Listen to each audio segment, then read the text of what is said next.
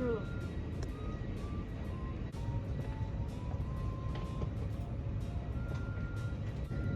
Kayaknya enak ini makan kayak gini siang-siang gini lagi. Nah, lagi lapar.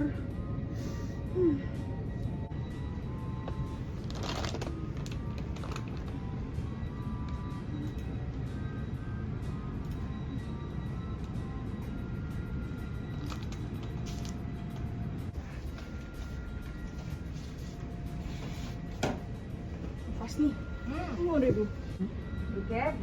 Ini kan lagi puasa, kok ngomongin makanan. Bentar. Tak ukur kadar imanmu.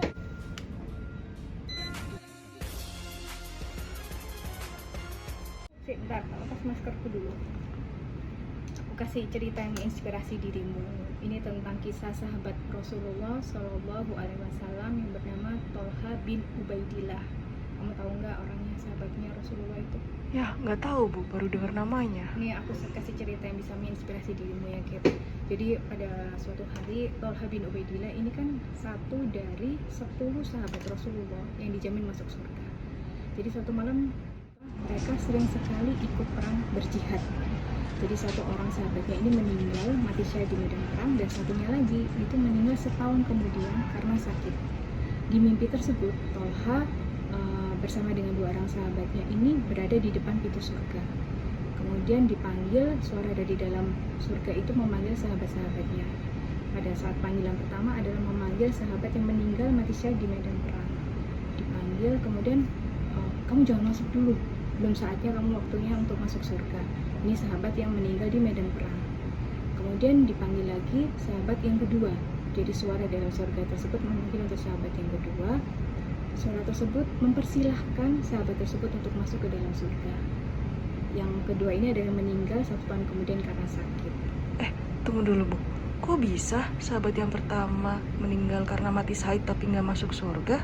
Nah, itu sama persis sama seperti komennya si Tolha bin Ubaidillah ke Rasulullah. Juga dia pada saat terbangun terheran dengan mimpinya. Nanya ini sih ke Rasulullah. Ya Rasulullah, kenapa ya? Kok bisa ya? Orang yang meninggal mati syahid di medan perang belum diperbolehkan untuk masuk surga. Kemudian apa yang menjadi jawaban Rasulullah tersebut?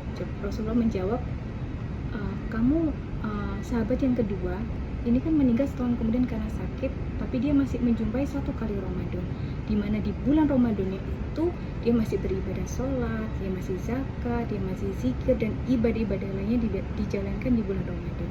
Dan pahalanya itu melebihi jarak langit dan bumi untuk antara keduanya.